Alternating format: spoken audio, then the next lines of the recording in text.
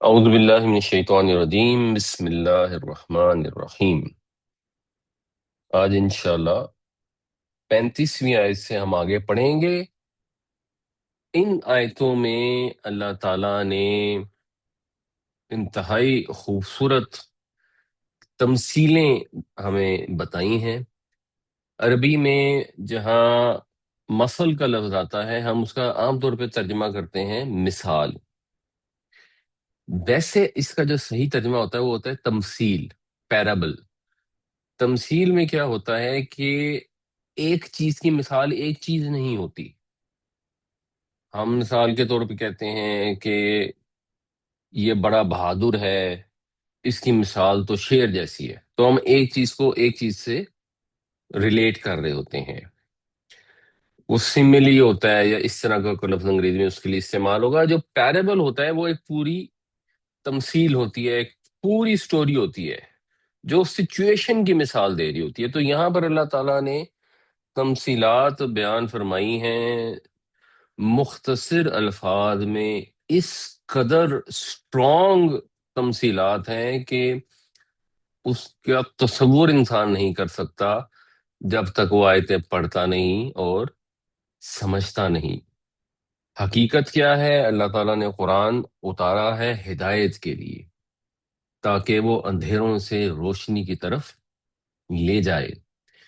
تو اب اللہ نے یہاں روشنی اور اندھیرے دونوں کی مثالیں دی ہیں۔ روشنی کی مثال میں وہ تمثیل پہلے بیان فرمائی ہے اللہ تعالیٰ نے، اور پھر جس وجہ سے وہ روشنی ہوتی ہے وہ بیان فرمائی ہے۔ پھر اندھیرے کی مثال الٹی شروع ہوتی ہے، اس میں جس وجہ سے اندھیرا ہوتا ہے وہ بیان فرمایا ہے، اور پھر جو اس کا نتیجہ نکلتا ہے وہ اس کے بعد آتا ہے۔ تو پہلی تمثیل روشنی کے متعلق ہے۔ اس تمثیل کو سمجھنے کے لیے پہلے یہ آپ کچھ ٹرمینالوجی سمجھ لیں جو اس آیت میں آئیں گی۔ مختلف لوگوں نے اس آیت کی مختلف تفاسیر کی ہیں۔ یہ جو مولانا امین احسن اصلاحی نے اس کی تفسیر کی ہے، مجھے وہی زیادہ سمجھ آئی، زیادہ سوٹیبل ہے۔ تو ایک چراغ کی مثال ہے جو ایک طاق میں پڑا ہے۔ تو طاق کو کہتے ہیں عربی میں مشکات، چراغ ہوتا ہے مصباح، اور اس چراغ کے ارد گرد ایک شیشہ ہے جس کے لیے زجاجہ کا لفظ استعمال کیا گیا ہے، اور ظاہر سی بات ہے چراغ میں آپ کو تیل ڈالنا پڑتا ہے، وہ زیت کا لفظ استعمال ہوا ہے آیت کے اندر۔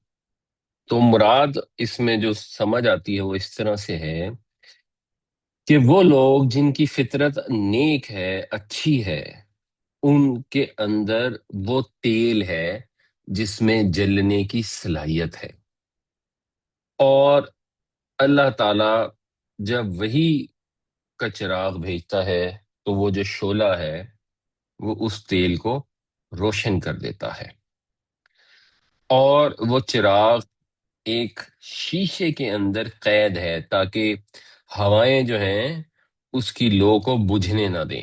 اس شیشے سے مراد امین حسن اصلاحی صاحب نے کی ہے ایمان ہے۔ جب ایمان مضبوط ہوتا ہے تو اس کے وجہ سے جو وہی کا چراغ ہے وہ جلتا رہتا ہے، انسان کو کوئی وہم نہیں پڑتے، کوئی کنفیوژن نہیں ہوتی، وہ ڈاواں ڈول نہیں ہوتا۔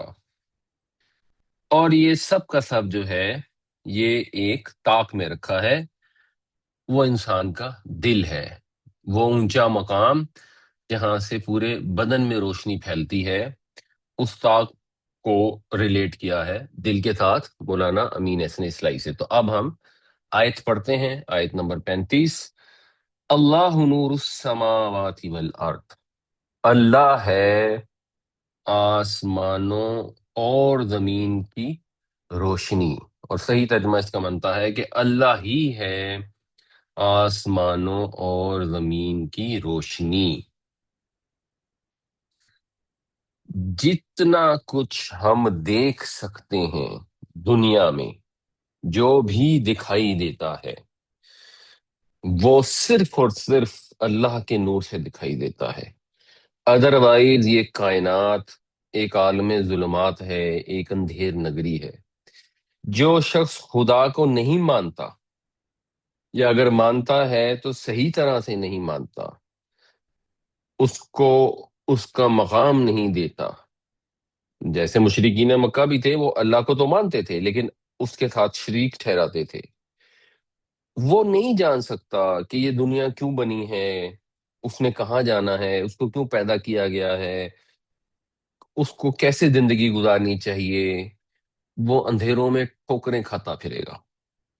اور جیسے وہ ایک مثال استعمال ہوتی ہے، اندھا بھینسا ہوتا ہے جو ادھر ادھر ٹکراتا رہتا ہے اور ایونچولی کسی گڑھے میں گر کے مر جاتا ہے. تو وہ شخص جس کے پاس اللہ کا نور نہیں ہے، وہ کسی گڑھے میں ہی جا کر گرتا ہے.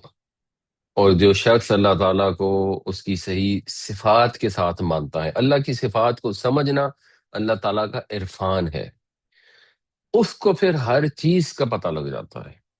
اس کو کائنات کا بھی اندازہ ہو جاتا ہے، کائنات کا انجام بھی واضح ہو جاتا ہے.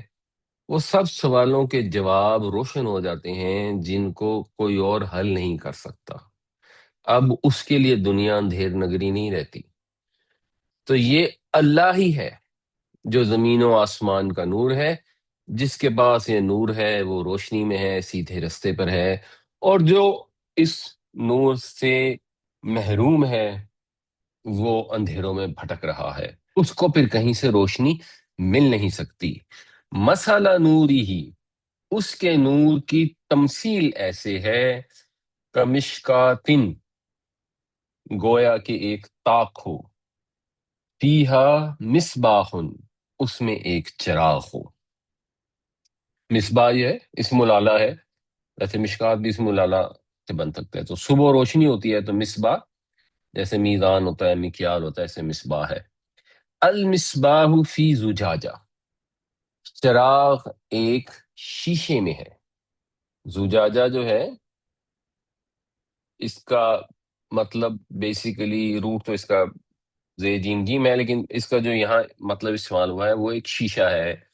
اس کو شیشہ کہہ لیں، کرسٹل کہہ لیں، بیسیکلی جو چراغ کو کور کر رہا ہے. الزجاجۃ کأنہا کوکب دری، شیشہ ایسا ہے جیسا کہ ایک ستارہ ہو، کوکب ستارے کو کہتے ہیں. اور دریون جو ہے ویسے درموتی کو کہتے ہیں. تو ایک چمکدار ستارہ ہو، موتی کی طرح چمکتا ہوا ستارہ. یعنی اگر شیشہ میلا ہو، اب جو پرانے زمانے میں جب یہ ایمرجنسی لائٹس نہیں ہوتی تھیں تو ہم لوگ وہ لالٹینیں استعمال کرتے تھے، تو اس میں یہی ہوتا تھا، اس میں ایک اس کی بتی ہوتی تھی، نیچے تیل ڈالا ہوتا تھا، اس کو ہم آگ لگاتے تھے، اور پھر اس کے اوپر شیشہ ہوتا تھا جو واپس پلیس کر دیتے تھے اس کی جگہ کے اندر. اور اگر وہ شیشہ میلا ہوتا تھا اور اکثر ہو جاتا تھا دھوئیں کی وجہ سے کالا ہو جاتا تھا، تو پھر جو روشنی ہے وہ خراب ہو جاتی تھی، روشنی باہر صحیح نہیں نکلتی تھی. لیکن اگر شیشہ ہو صاف شفاف چمکتے ہوئے موتی کی طرح، ستارے کی طرح، تو شیشہ خود ہی چمکنے والا ہے، اور اس کے اندر سے جو روشنی پھوٹے گی وہ اس کی روشنی کو اور بڑھا چڑھا کر باہر پہنچائے گا.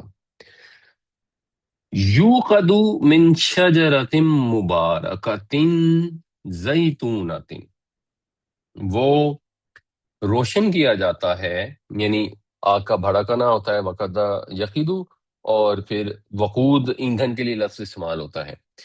تو اس کو بھڑکایا جاتا ہے، اس کو روشن کیا جاتا ہے، جلایا جاتا ہے ایک مبارک درخت. اور مبارک درخت سے مراد ہوتی ہے ایسا درخت جو بہت پھلدار ہو، ایک سرسبز و شاداب درخت. تو ایک برکت دیے ہوئے درخت، اچھے پھل والے درخت. کون سا درخت؟ زیتون، زیتون کے درخت سے، یعنی زیتون کے تیل سے. اس کو ایک ایسے سرسبز و شاداب زیتون کے درخت کے تیل سے جلایا جاتا ہے، لا شرقیت ولا غربیہ، جو نہ شرقی ہے نہ غربی ہے، یعنی نہ وہ مشرقی سمت میں ہے اور نہ وہ مغربی سمت میں ہے. اگر مشرق میں ہوگا تو صبح اس کو دھوپ زیادہ پڑے گی، اس بعد سیکنڈ ہاف میں کم پڑے گی، مغرب میں ہوگا تو صبح دھوپ آئے گی نہیں، اینڈ میں تو درمیان کا جو درخت ہوگا اس کے اوپر، اور اگر تھوڑی سی بلندی پہ ہوگا تو اس کے اوپر دونوں طرف سے صحیح دھوپ پڑے گی۔ ادھر ادھر اگر درخت ہوں گے تو وہ اس کو ہوا سے بھی، آندھیوں سے بھی بچائیں گے۔ تو ایسے درخت کا جو پھل ہے، جو زیتون کا بنیادی پھل ہے، وہ بہت بہتر ہوگا ادھر ادھر شرقی غربی پھلوں سے۔ اور ویسے اس میں ایک پیرابل کے اندر وہ چیز بھی شامل ہے کہ یہ جو یہودی اور عیسائی تھے، انہوں نے اپنے قبلوں کو مشرق مغرب میں بانٹ لیا تھا، اور امت مسلمہ جو ہے وہ درمیان میں ہے۔ پہلے ان کو امت وسط بنایا گیا تھا، بنی اسرائیل کو، لیکن جب یہ شرقی غربی چلے گئے، فرقہ واریت میں مبتلا ہو گئے، تو اس کے بعد بنی اسماعیل میں اللہ تعالیٰ نے نبی پاک صلی اللہ علیہ وسلم پر نبوت بھیج دی اور مسلمانوں کو امت وسط بنا دیا۔ تو ایسے مبارک درخت جو بہترین اس کے پاس حالات میسر ہیں کہ اس کا پھل عمدہ ترین ہے، جتنا اچھا پھل تصور کیا جا سکے وہ اس کا پھل ہے، اور اس سے جو تیل پیدا ہوتا ہے زیتوہا یودیعو، ضیاء کا مطلب ہے روشنی، بیسیکلی ضاء یدو ہوتا ہے روشن ہونا، اضاء یضیء کا مطلب بھی روشن ہونا بھی ہوتا ہے، روشن کرنا بھی ہوتا ہے۔ تو مطلب یہ ہے کہ اس کا تیل ایسے ہے، یکادو، کوئی چیز ہوا چاہنا، ہوئی نہ ہو لیکن ہونے والی ہو، تو ایسا ہے اس کا تیل جو ہے وہ روشن کیا چاہتا ہے، یعنی تیل خود ہی اتنا چمکدار ہے، اتنا شفاف ہے، اتنا خالص ہے کہ اس کے اندر سے ایسے لگ رہا ہے کہ بس یہی روشنی بکھیر دے گا، وَلَوْ لَمْ تَمْسَسْهُ نَارٌ، اور اگرچہ اس کو نہ چھوا ہو آگ نے، یعنی شعلہ ملے بغیر بھی وہ تیل جو ہے اتنا خالص ہے، آئینے کی طرح چمکنے والا ہے کہ یوں محسوس ہوتا ہے کہ بس چراغ جل ہی پڑے گا آگ کو چھوئے بغیر ہی، اور اس کے اوپر سے آ جاتی ہے آگ، جو اس کو چھوتی ہے چراغ روشن ہو جاتا ہے، تو نور علی نور ہے، یہ نور کے اوپر نور ہو جاتا ہے۔ جتنی روشنی کی مثال انسان زیوم کر سکتا ہے تفصیل سے، وہ اللہ تعالیٰ نے چھوٹی سی آیت کے اندر وہ سب کچھ اس قدر خوبصورت طریقے سے بیان فرما دیا ہے کہ نور ایمان ہے جو انسان کی فطرت کے نور کے اوپر آ کر اضافہ کرتا ہے۔ فطری طور پر ایک انسان ہے، کیونکہ انسان کو اللہ تعالیٰ نے اچھے برے کی پہچان فطرت میں عطا فرمائی ہے، اللہ تعالیٰ نے یہ توفیق دے کر بھیجا ہے کہ ہمارا رب اللہ ہی ہے، ہم یہ وعدہ کر کے آئے ہیں کہ تو ہی ہمارا رب ہے۔ وہ منظر ہمیں اب یاد نہیں ہے، لیکن وہ حقیقت ہماری فطرت کے اندر، ہماری روح کے اندر موجود ہے۔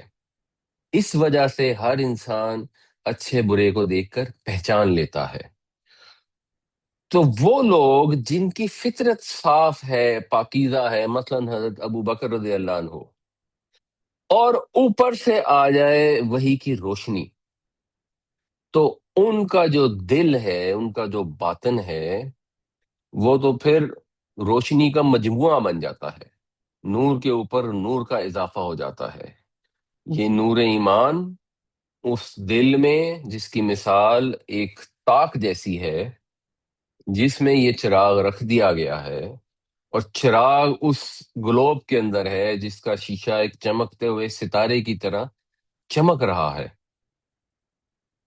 تو اس کے اندر کتنی روشنی ہوگی۔ یہی ہے ایمان کے فیض سے دل کا حال، جب اس کو ایمان کا شیشہ جو ہے اس کو بچا لیتا ہے، چراغ کی لو جیسے شیشے کی وجہ سے، ہوا کی وجہ سے منتشر نہیں ہوتی، بجھتی نہیں ہے، ایک مرکز پر مرتکز رہتی ہے، شیشہ صاف ستھرا ہو تو اور چمکتی ہے، اسی طرح انسان کا دل بھی ڈاواں ڈول ہونے سے محفوظ ہو جاتا ہے۔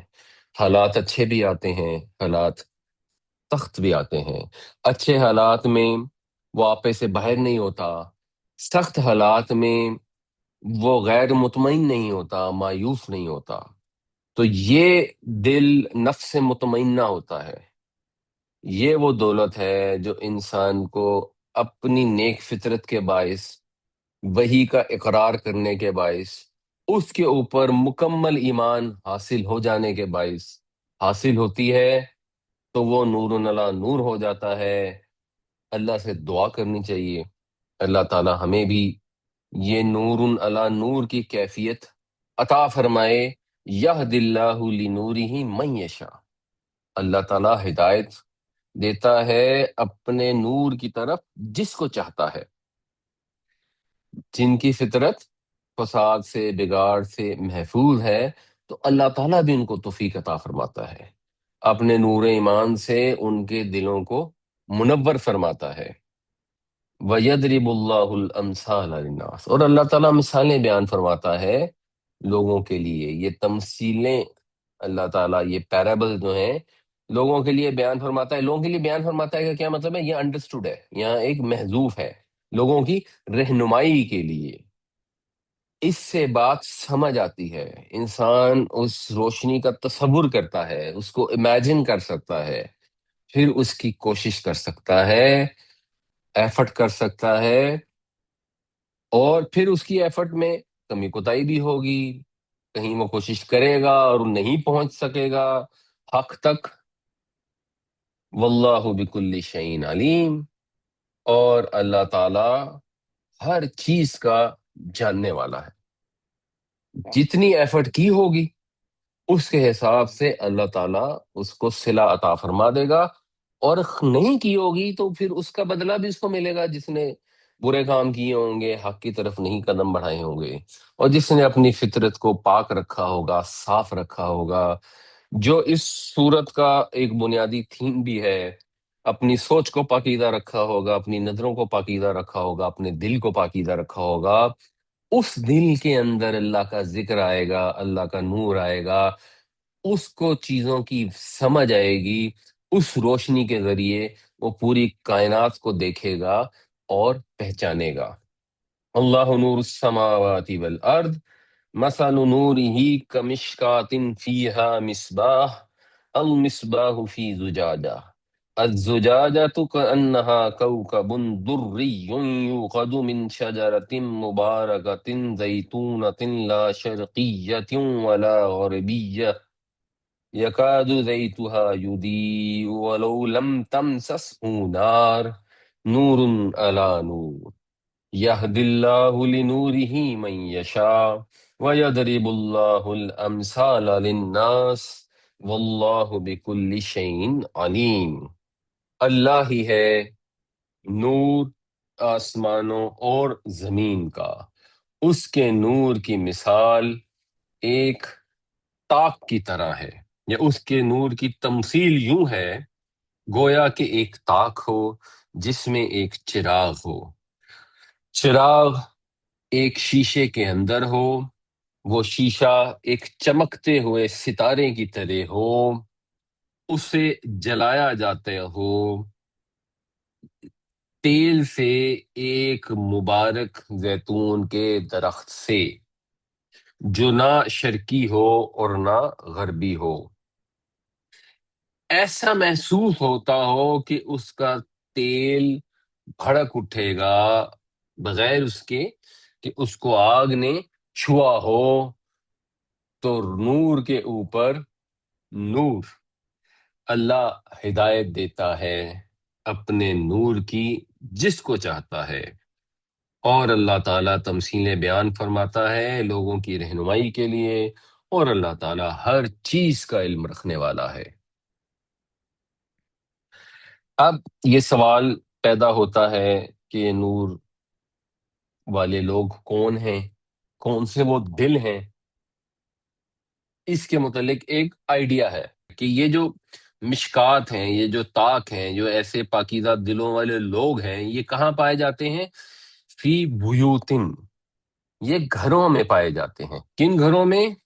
अजीन अल्लाह, जिनके मुतालिक अल्लाह ने इजाजत दी या अल्लाह ने हुक्म दिया, अन तुरफा, कि उनको बुलंद किया जाए। बुलंद किया जाए मतलब उनकी दीवारें बुलंद की जाएं, उनको बुलंद किया जाए, उनकी तामीर की जाए। और बुलंद किया जाए का मतलब ये भी है कि उनका रुतबा बुलंद किया जाए, उनका विकार बुलंद किया जाए। तो ये अल्लाह ने हुक्म दिया कि उन घरों को बुलंद किया जाए, उनको पाक साफ रखा जाए, उनमें किसी किस्म की नजासत ना हो, ना जाहिरी ना बातिनी। व युज़्कर फी हस्मुहु, और उसमें पढ़ा जाए, जिक्र किया जाए उसके नाम का। वो कौन से घर होते हैं जिनमें अल्लाह के नाम का जिक्र होता है? वो घर हैं मस्जिदें, बुनियादी तौर पर। तो वो घर जो अल्लाह के हुक्म से तामीर हुआ वो बैतुल्लाह है।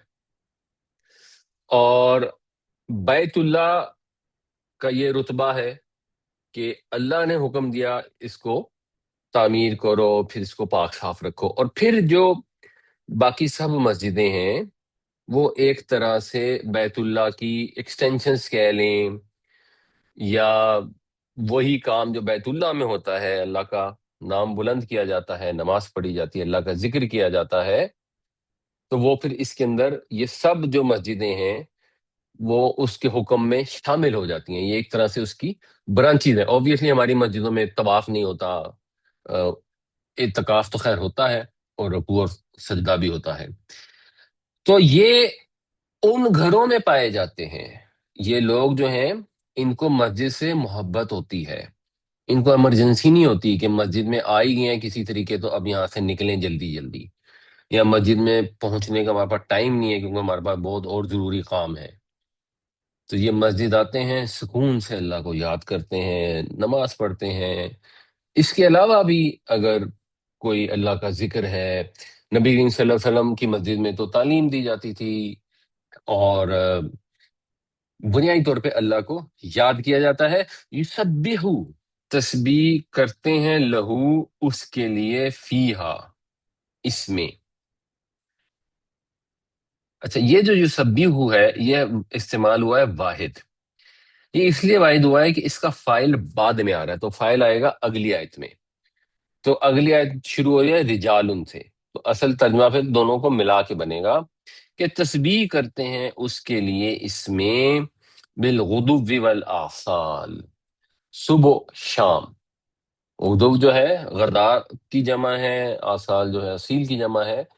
ये दिन का पहला हिस्सा होता है, ये दिन का आखिरी हिस्सा होता है, यानी सुबह शाम। जैसे हम कहते हैं सुबह शाम वो अल्लाह की पाकी बयान करते हैं।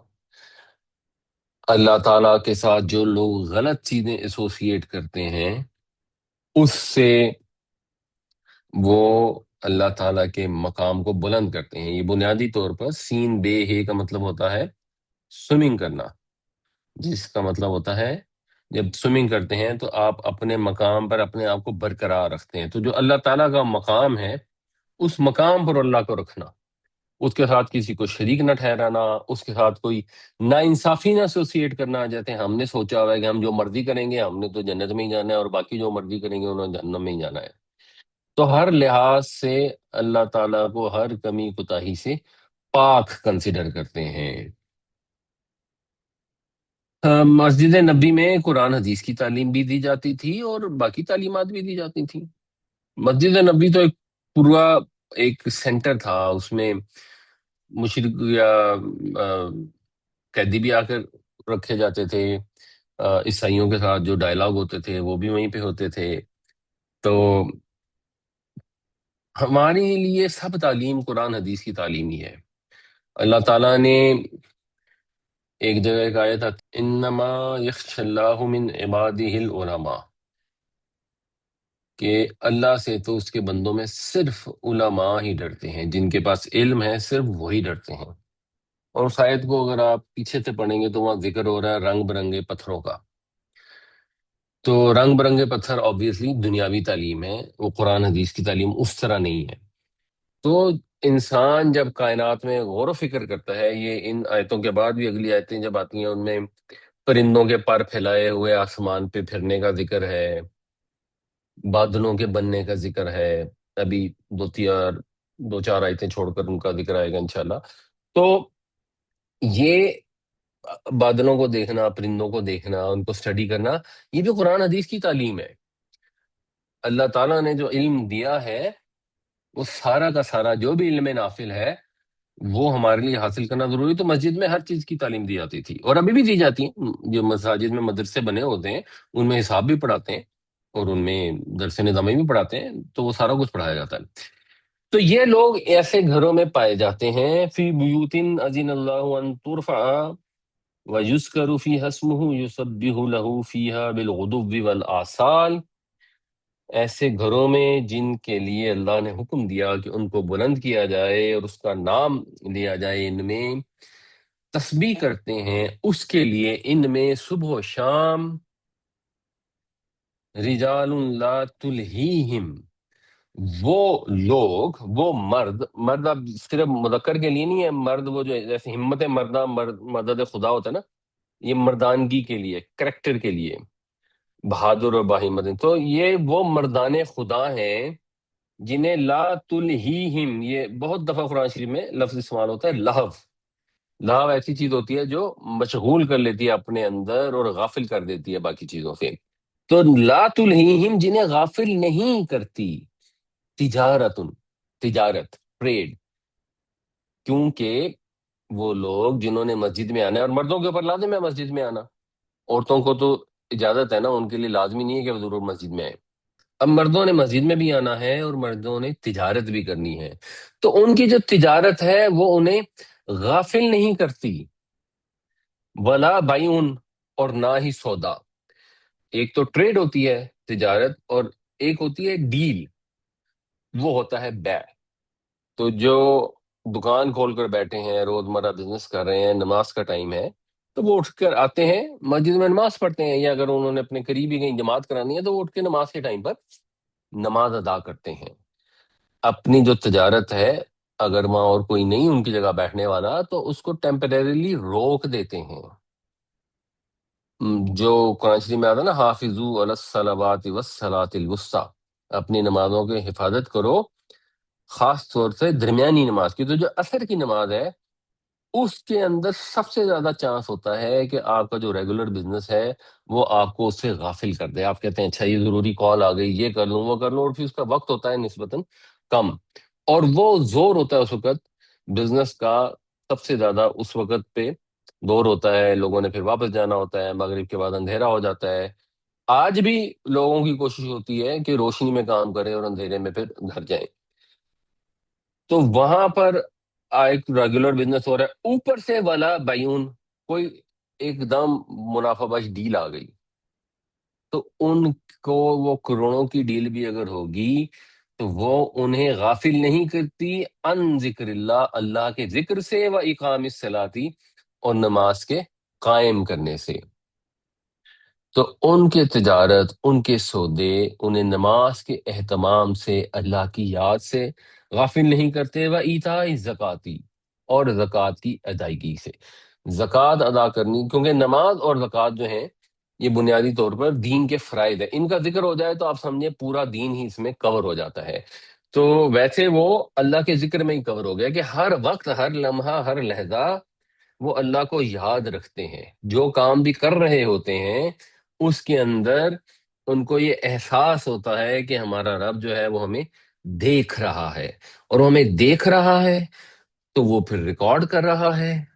उसको हमारी कोई चीज पसंद आ रही है, कोई चीज नापसंद आ रही है, तो फिर एक दिन आएगा जिस दिन हमने अपने रब के सामने पेश होना है। अल्लज़ीना यज़ुन्नूना अन्नहुम मुलाक़ू रब्बिहिम व अन्नहुम इलैहि राजिऊन, और उसी की तरफ लौट कर जाने वाले हैं। और वो दिन कैसा होगा? वो दिन बहुत मुश्किल होगा। तो उस दिन का उन्हें अंदेशा होता है, उस दिन से कॉन्शियस होते हैं। यखाफूना यौमन, वो अंदेशा नाक रहते हैं उस दिन की आमद से, ततक़ल्लबु फ़ीहिल क़ुलूब, ये दोनों में काफ, लाम और बे इस्तेमाल हुआ है। इसका मतलब होता है किसी चीज का उलट पुलट होना। तो दिल जो है वो धड़कता है, तो वो उलट पुलट होता है या पलटता है बार बार, फैलता है सिकुड़ता है, फैलता है सिकुड़ता है। تو دل کو قلب کہا جاتا ہے۔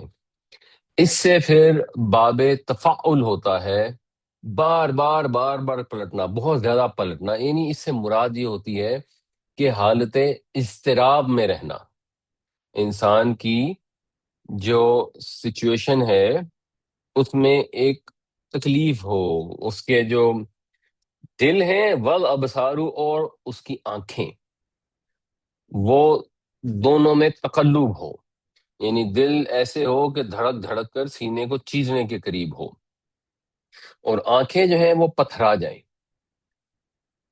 یہ قیامت کی ہولناکی کی تصویر ہے۔ وہ لوگ جنہوں نے زندگی غفلت میں گزاری، اس دن کے آنے سے، اس دن ان کی جو کیفیت ہے ان کی آنکھوں سے عیاں ہوں گی، ان کے دل اڑے جا رہے ہوں گے۔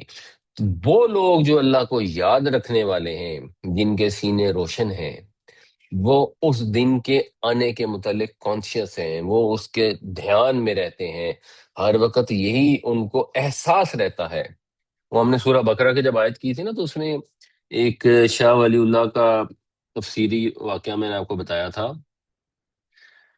وہاں پہ آتا ہے نا وَالسَّعِينُ وَالصَّبْرِ وَالصَّلَاةِ وَإِنَّهَا لَكَبِيرَةٌ إِلَّا عَلَى الْخَاشِعِينَ، کہ نماز اور صبر سے مدد حاصل کرو، یہ مشکل ہے سوائے ان لوگوں کے لیے جن کے دل خشوع میں ہیں، جو جھکے ہوئے ہیں۔ وہاں پہ آتا ہے الَّذِينَ يَظُنُّونَ أَنَّهُم مُّلَاقُو رَبِّهِمْ، جو اس گمان میں، اس دھیان میں رہتے ہیں کہ انہوں نے اپنے رب سے ملاقات کرنی ہے، وَأَنَّهُمْ إِلَيْهِ رَاجِعُونَ، اور اسی کی طرف لوٹ کر جانا۔ تو اس کی پھر وہ مثال انہوں نے دی تھی کہ جیسے یہ گاؤں دیہات ہوتے ہیں جب پانی کی کمی ہوتی ہے، تو خواتین جو ہیں وہ سر پر گھڑے رکھ کر بہت دور سے، میلوں دور سے پانی بھر کر لاتی ہیں۔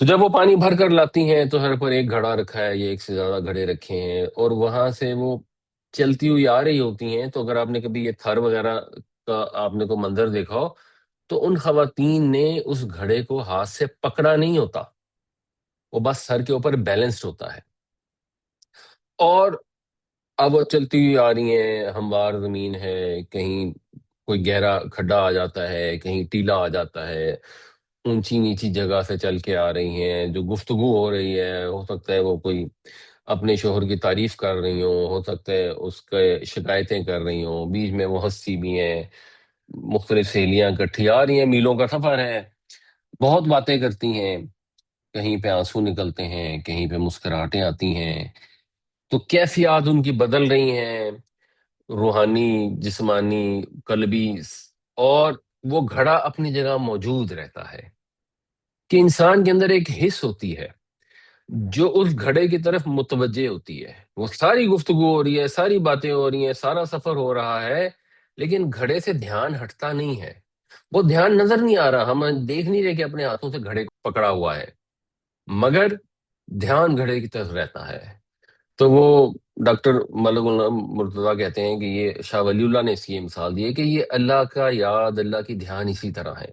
انسان دنیا کے سارے کام کرتا ہے، تجارتیں کرتا ہے، یہاں یہ نہیں کہا گیا کہ یہ وہ لوگ ہیں جو جنگلوں میں چلے جاتے ہیں، جو ہر وقت مسجد میں گزارتے ہیں، نہیں، یہ لوگ تجارت کرتے ہیں، سودے کرتے ہیں، بڑی بڑی ڈیلیں کرتے ہیں، لیکن وہ تجارت انہیں غافل نہیں کرتی اللہ کے ذکر سے۔ یہ اس تجارت کے دوران بھی ان کا دھیان اللہ کی طرف لگا رہتا ہے، اور جب نماز کا وقت آتا ہے تو یہ اٹھ کر نماز پڑھنے جاتے ہیں، جب زکوٰۃ ادا کرنی ہوتی ہے تو یہ ایمانداری سے زکوٰۃ کیلکولیٹ کر کے ادا کرتے ہیں، اس کو چھپانے کے لیے اور بچانے کے لیے فتوے نہیں حاصل کرتے۔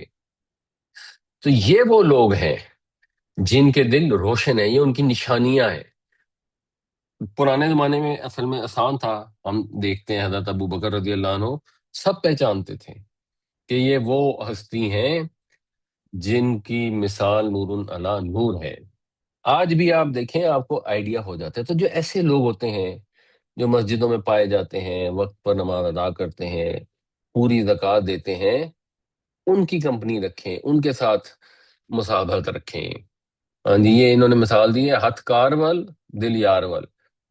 تو کام انسان کرتا رہتا ہے ہاتھوں سے، اور کام کرنے ہیں، اور نہیں کریں گے تو پھر جو اللہ تعالیٰ نے فرائض ہم پر عائد کیے ہیں، جو لوگوں کے حقوق ہم پر عائد ہوتے ہیں، وہ ادا نہیں ہو سکتے۔ تو کار تو کرنا پڑے گا، لیکن دل جو ہے وہ اپنے رب کی طرف ہر وقت متوجہ ہونا چاہیے۔ رجال لا تلہیہم تجارت ولا بیع عن ذکر اللہ واقام الصلاۃ وایتاء الزکاۃ یخافون یوما تتقلب فیہ القلوب والابصار۔ وہ مردان کار، وہ لوگ جنہیں غافل نہیں کرتی تجارت اور خرید و فروخت اللہ کے ذکر سے، نماز کے اہتمام سے اور زکوٰۃ کی ادائیگی سے۔ وہ اندیشہ ناک رہتے ہیں ایسے دن کے آنے سے جس میں دل اور آنکھیں سخت اضطراب میں ہوں گے۔ لیجزیہم اللہ احسن ما عملوا۔ تو پھر اس کا نتیجہ کیا ہوگا؟ یہ جو لام ہے اس کو کہتے ہیں انجام کے لحاظ سے لام۔ ایک لام ہوتی ہے اس کو کہتے ہیں لام تعلیل، تاکے کے لیے۔ تو یہ تاکے والی لام بھی ہو سکتی ہے، لیکن اصل میں تاکے والی لام نہیں ہے۔ یہ اس سے مراد ہے کہ جب وہ یہ کرتے ہیں، اللہ کی یاد سے غافل نہیں رہتے، تو پھر اس کا نتیجہ یہ ہوگا کہ اللہ تعالیٰ انہیں بدلہ عطا کرے، احسن ما عملو، بہترین بدلہ ان کے عمل کا۔ جو بھی انہوں نے عمل کیا ہو اس کا خوبصورت ترین بدلہ اللہ تعالیٰ انہیں عطا فرمائے۔ یا ایک اس کا ٹرانسلیٹ کرنے کا طریقہ یہ ہوتا ہے کہ انہوں نے جو بھی اعمال کری ہیں ان میں سے جو بہترین اعمال ہیں، باقی سب اعمال کو بھی اسی پر ریٹ کر کے اللہ تعالیٰ بدلہ عطا فرمائے گا۔ وَيَزِيدَهُمْ، اور اس میں اضافہ فرمائے، مزید اس کو کرے، من فضلہ، خاص اپنے فضل سے، اپنی عطا سے، اپنی نوازش سے۔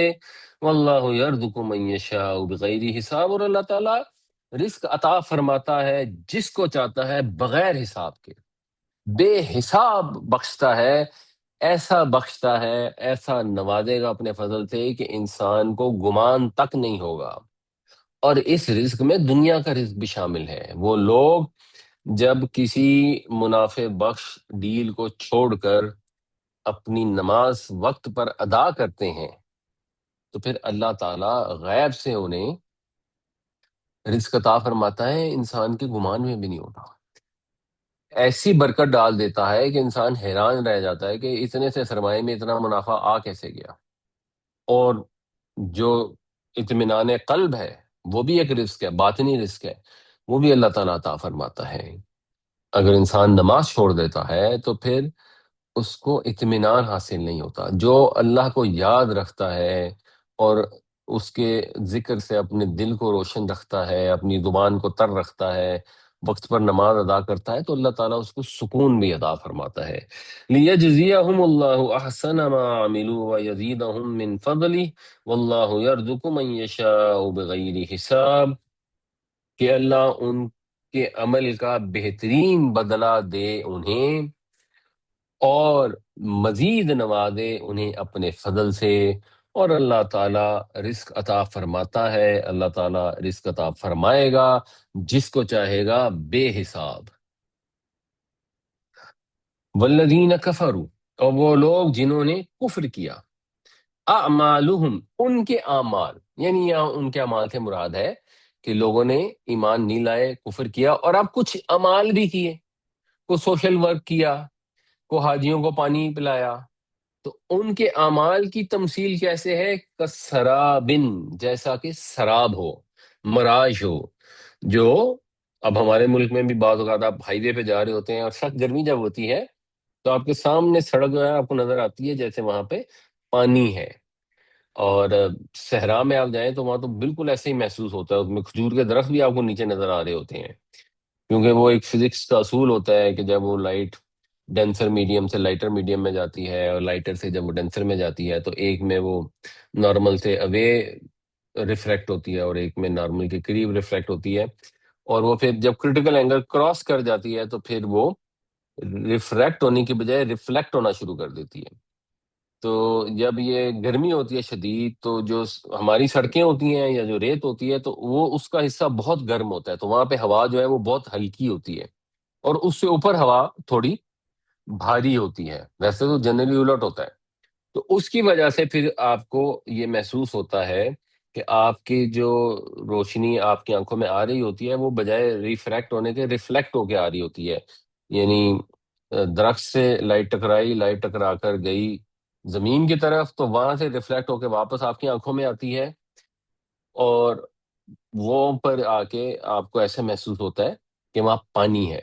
تو اس کو اردو میں بھی سرابی کہا جاتا ہے. سرابن بقیعتن، قاء کا مطلب ہوتا ہے کاف باؤ عین سے، قاء یقوع، زمین کا ہموار ہونا.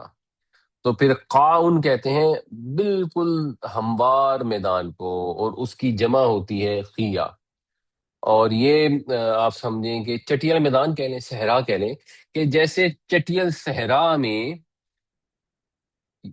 یحسبہ الظمآن، چٹیل صحرا میں سراب ہو، وہ گمان کرتا ہے اس کو. کون گمان کرتا ہے؟ یہ اس کا فائل آگے آ رہا ہے. الظمآن، زمعان جو ہے یہ فعلان کے وزن پر ہے، جیسے رحمان ہوتا ہے، جیسے غضبان ہوتا ہے. تو زمعان شدید پیاسا، اتنا پیاسا کہ اس کی جو زبان ہے وہ سوکھ رہی ہو، اس کا گلا جو ہے وہ چٹخ رہا ہو. تو وہ کیا گمان کرتا ہے؟ ماءن، وہ اس کو سمجھتا ہے پانی، سراب کو. اب وہ پانی سمجھتا ہے تو پھر اس کی طرف لپکتا ہے. اب وہ جان لیوا پیاس میں ہے، اس کا گلا سوکھ کر کانٹا ہو چکا ہے. حتی اذا جاءہ، یہاں تک کہ جب وہ اس کے پاس آتا ہے، لم یجدہ شیئا، تو اس کو پاتا ہے کہ وہ کچھ بھی نہیں ہے، اس کو کچھ نہیں پاتا، وہاں کچھ نہیں پاتا، وہاں کوئی پانی نہیں ہوتا. وہ ریگستان میں بھاگا چلا آ رہا ہے، پیاس سے اس کی حالت غیر ہے، اس کو سامنے لہریں لیتا ہوا پانی نظر آتا ہے. وہ جب بھاگا بھاگا پہنچتا ہے تو پتہ لگتا ہے کہ وہ چمکتی ہوئی لہریں جو تھی وہ تو اصل میں ریت تھی. اور یہ دیکھ کر وہ پھر بالکل ہی بے بس اور مایوس ہو جاتا ہے، اور پیاس سے تڑپ تڑپ کر دم توڑ دیتا ہے. تو کچھ نہیں ہوتا وہاں پہ. وَوَجَدَ اللَّهَ عِندَهُ، اور وہاں وہ پائے گا اللہ کو. یہ جو کافر ہیں جب قیامت کا دن ہوگا وہاں پہنچیں گے تو پیاس لگ رہی ہوگی، طلب ہوگی ان کو، سخت گرمی ہوگی، تو ان کو اپنے اعمال یاد آئیں گے کہ یہ دیکھیں یہ ہم نے نیک عمل کیا، یہ ہم نے نیک عمل کیا. تو یہ اس عمل کی طرف دوڑیں گے. جب دوڑیں گے تو پتہ لگے گا کہ وہ عمل جو ہیں وہ خاک ہو گئے ہیں، وہ راکھ ہو گئے ہیں، وہ بکھر گئے ہیں، ان کی کوئی حیثیت نہیں. اس جگہ پر وہ اپنے رب سے ملاقات کریں گے، اور رب سے جب ملاقات ہوگی فوفاہ حسابا، تو وہ پورا پورا ادا کر دے گا ان کو ان کا حساب. وفا یا فی کسی چیز کو پورا کرنا، اس سے پھر افائے عہد اردو میں بھی استعمال ہوتا ہے. وفا یوفی، کسی کا حق پورا پورا دے دینا. تو جو اس نے اعمال کیے ہوں گے ان کا کوئی آگے سے صلہ نہیں ہوگا، وہ تو ہو گئے ہوں گے ضائع. اور جو نافرمانیاں کی ہوں گی ان کا پورا پورا اس کو انجام دے دیا جائے گا. اور انسان سوچتا ہے کہ اچھا یہ کب ہوگا، کیسے ہوگا؟ ہم دیکھ رہے ہیں لوگ ترقی کر رہے ہیں، لوگ آگے بڑھ رہے ہیں، سود کا کام کرتے ہیں، ظلم کرتے ہیں، بددیانتی کرتے ہیں، اور آگے چلے جا رہے ہیں. اب وہ کب وقت آئے گا؟ کس نے دیکھا ہے؟ وہ وقت دور نہیں ہے، وہ قریب ہے، وہ جلد ہے. واللہ سریع الحساب، اور اللہ تعالی جلد حساب لینے والا ہے. جب حساب اللہ نے چکانا ہے، پورا پورا ادا کرنا ہے، تو وہ بڑی جلد ہو جائے گا.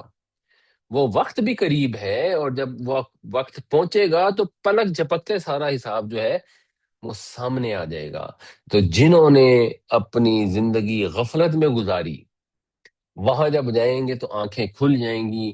جس چیز کو وہ دور سمجھتے تھے وہ قریب ہوگی، جس چیز کو وہ بہت مشکل، پینس ٹیکنگ، آہستہ طویل کام سمجھتے تھے، وہ فوراً دیکھتے دیکھتے ہو جائے گا.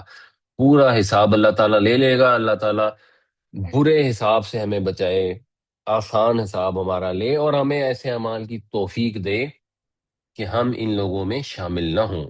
یہ جو لوگ جنہوں نے کفر کیا، یہ صرف نان مسلم نہیں ہوتے. یہ کفر کا بنیادی مطلب یہاں بات کیا ہو رہی ہے؟ تو اللہ تعالیٰ کی بات ہو رہی ہے بنیادی طور پر. تو جو مشرک تھے وہ اللہ کا انکار تو نہیں کرتے تھے، اللہ کو تو مانتے تھے. وہ اللہ کی صفات کا انکار کرتے تھے، اس کے ساتھ شریک ٹھہرا لیتے تھے. تو اس لیے وہ کافر تھے. تو کافر کا مطلب ضروری نہیں ہوتا جس نے اللہ کا انکار کیا ہو. یا نبی کریم صلی اللہ علیہ وسلم کا انکار کیا ہو۔ کافر کا بنیادی مطلب ہوتا ہے جو جانتے بوجھتے حق کا انکار کرتا ہے۔ تو اللہ بھی حق ہے، اللہ کو مان لیا آپ نے، اللہ کے نبی صلی اللہ علیہ وسلم بھی حق ہے، ان کو بھی مان لیا، تو ان کی تعلیمات بھی تو حق ہیں۔ تو جب آپ تعلیمات کا انکار کر دیتے ہیں، چاہے زبان سے چاہے اپنے عمل سے، وہ بھی کفر ہے۔ والذین کفروا اعمالهم کسراب بقیعة يحسبه الظمآن ماء حتى اذا جاءه لم يجده شيئا ووجد الله عنده فوفاه حسابا واللہ سریع الحساب۔ اور وہ لوگ جنہوں نے کفر کیا، ان کی مثال، ان کی تمثیل، ان کے اعمال کی تمثیل ایسے ہے گویا کہ ایک سراب ہو چٹیل صحرا میں، گمان کرتا ہے اس کو پیاسا پانی، یہاں تک کہ جب وہ اس کے پاس آئے تو وہاں کچھ نہ پائے، اور وہاں پائے اللہ تعالیٰ کو اس کے پاس، پس وہ پورا پورا چکا دے گا اس کا حساب، اور اللہ تعالیٰ جلد حساب چکانے والا ہے۔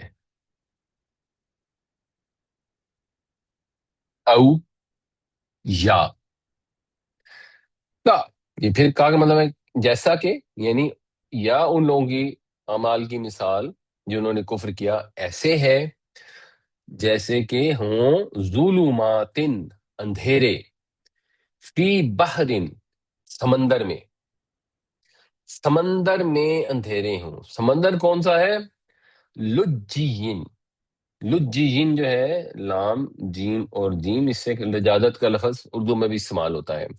بنیادی طور پہ لجاجت کا مطلب ہوتا ہے، لجا یا لجو کا، کہ کسی بات پر اصرار کرنا، اڑ جانا، اور اس میں بنیادی جو مفہوم پایا جاتا ہے نا، وہ شور کا پایا جاتا ہے اور کثرت کا پایا جاتا ہے۔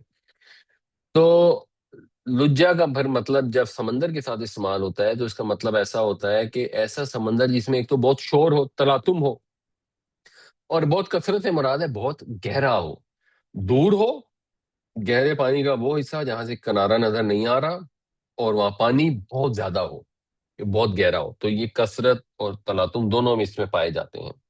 تو وہ ایک گہرے تلاطم خیز سمندر کے اندر ہوں اندھیرے، تو اب وہاں پہنچ گئے تو وہاں تو اندھیرے ہیں۔ یغشاہ موج من فوقہ موج، ڈھانپ لیتی ہے اس کو موج، اور اس کے اوپر موج، یعنی موج کو اوپر ایک موج آئی ہے، اس نے ڈھانپ لیا۔ اب اندھیرے ہیں، اندھیروں میں آپ کے اوپر سے موج گزری، موج کے اوپر سے موج، یعنی موجوں پر موجیں آ رہی ہیں، تو اور اندھیرا چھا رہا ہے۔ من فوقہ سحاب، اس کے اوپر ہے بادل۔ ہو کیا رہا ہے کہ آسمان سے جو روشنی آنی تھی ستاروں کی یا سورج کی، تو وہاں پر ہے بادل، تو وہ روشنی کو نیچے نہیں آنے دے رہے۔ اگر کو تھوڑی بہت روشنی پہنچ بھی رہی ہے تو موجیں ہیں بہت زیادہ، اس کی وجہ سے وہ روشنی نہیں آ رہی۔ اور ظلمات بعضها فوق بعض، اندھیروں کے اوپر ہیں اندھیرے۔ بیسیکلی کیا ہے؟ پہلا اندھیرا ہے گہرے سمندر کی تہہ کا، اگر نیچے سے دیکھنا شروع کریں، اس کے اوپر ہے لہروں کا اندھیرا، اس کے اوپر ہے کالے بادلوں کا اندھیرا۔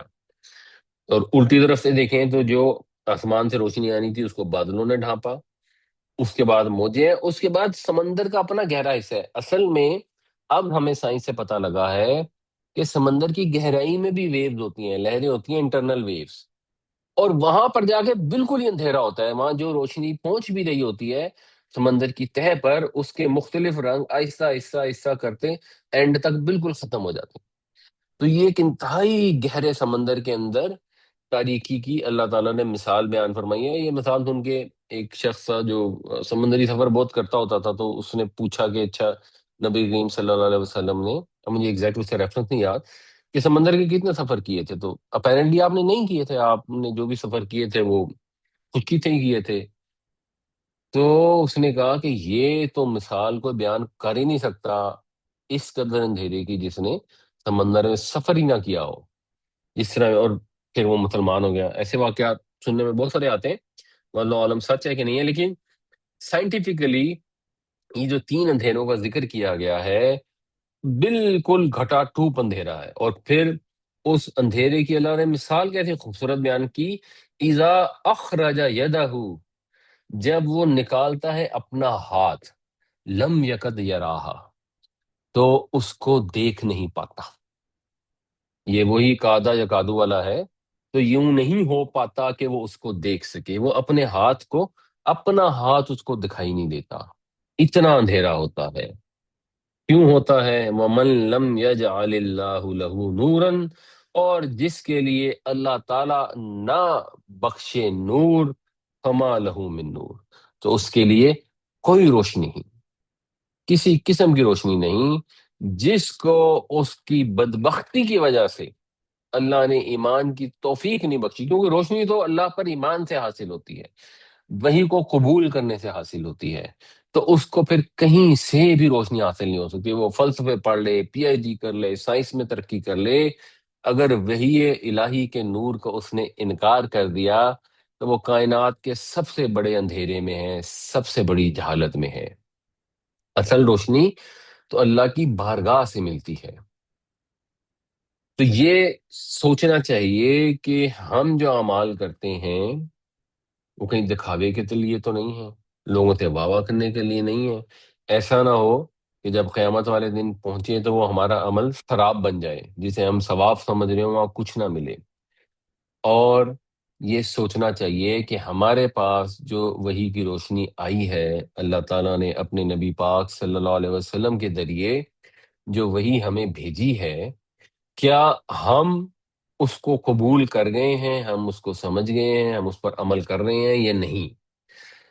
ورنہ پھر ہم بھی اندھیروں میں ہیں۔ او کا ظلمات فی بحر لجی یغشاہ موج من فوقہ سحاب ظلمات بعضها فوق بعض اذا اخرج يده لم يكد يراها ومن لم يجعل الله له نورا فما له من نور۔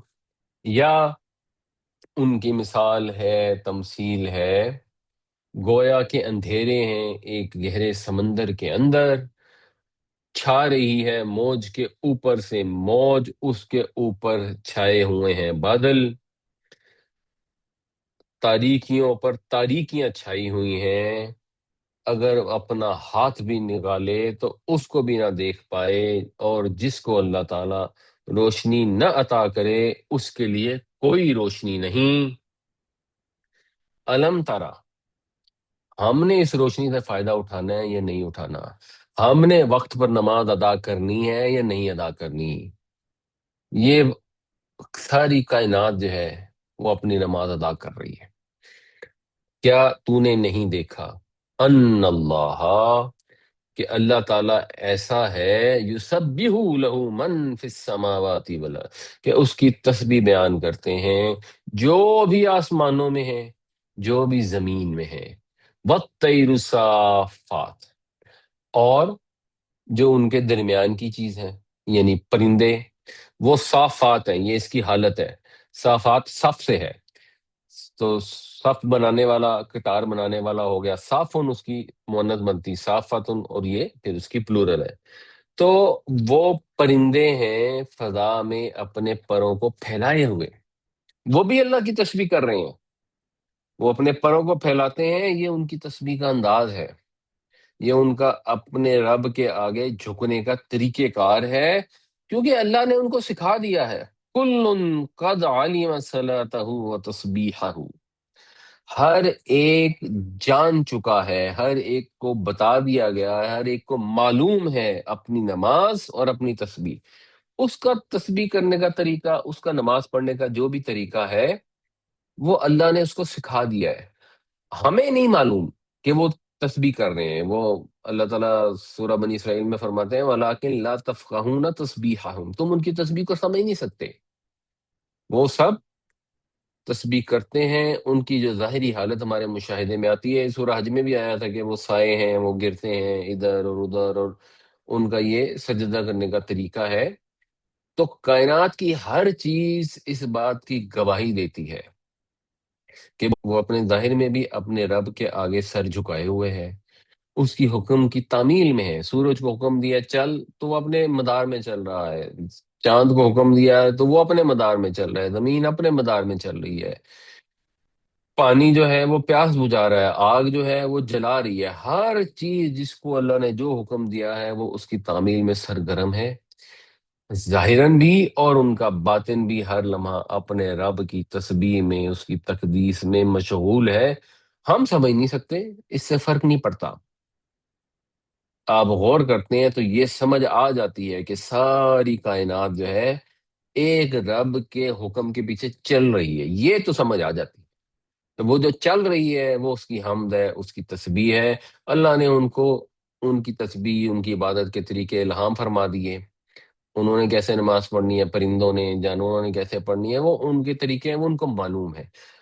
انسان کو یہ احساس ہونا چاہیے کہ ایک چھوٹے سے پرندے کو بھی پتا ہے کہ اس کا رب کون ہے اور اس کی نماز کیا ہے، اور ایک اشرف المخلوقات ہے اپنی نماز کا ٹائم بھول جاتا ہے یا جان بوجھ کر چھوڑ دیتا ہے، تو چھوڑ دے۔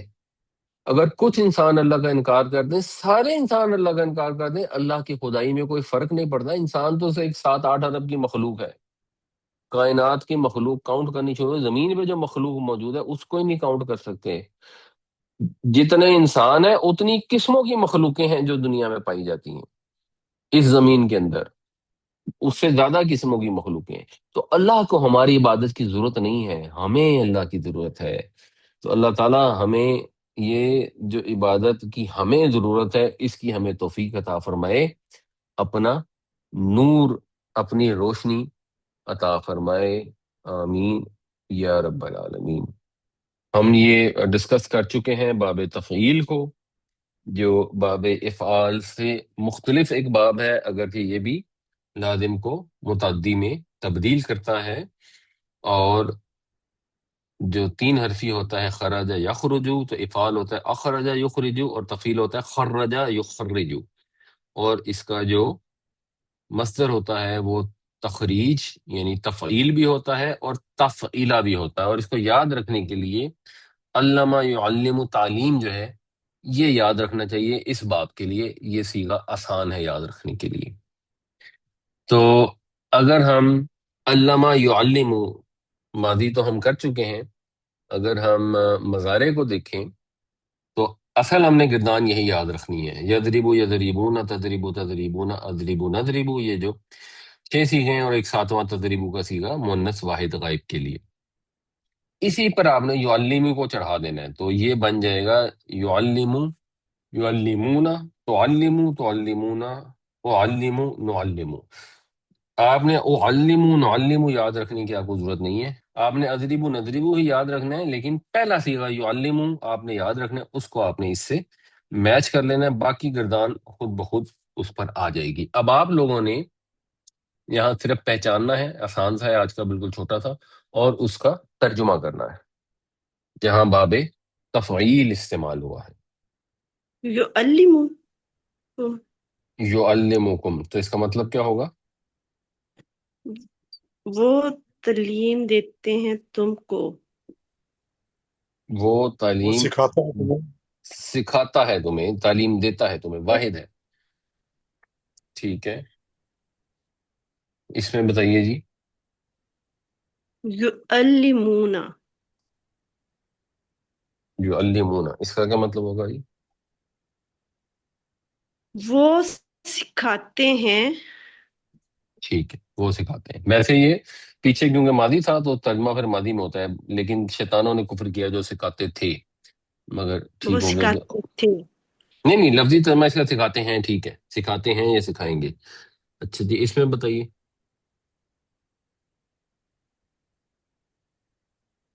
تعلمون، تعلمون، اس کا کیا مطلب ہے؟ تم تم سکھاتے تم سکھا تم سکھاتے ہو۔ ہو، تم سکھاتے ہو۔ اللہ تعالیٰ ہمیں قرآن پڑھنے، سمجھنے، اس پر عمل کرنے کی توفیق عطا فرمائے۔ اللہ تعالیٰ ہمیں ظلمت کے، گمراہی کے اندھیروں سے نکال کر اپنی روشنی عطا کرے، ہمارے دلوں کو بھی روشن کر دے، آمین یا رب العالمین۔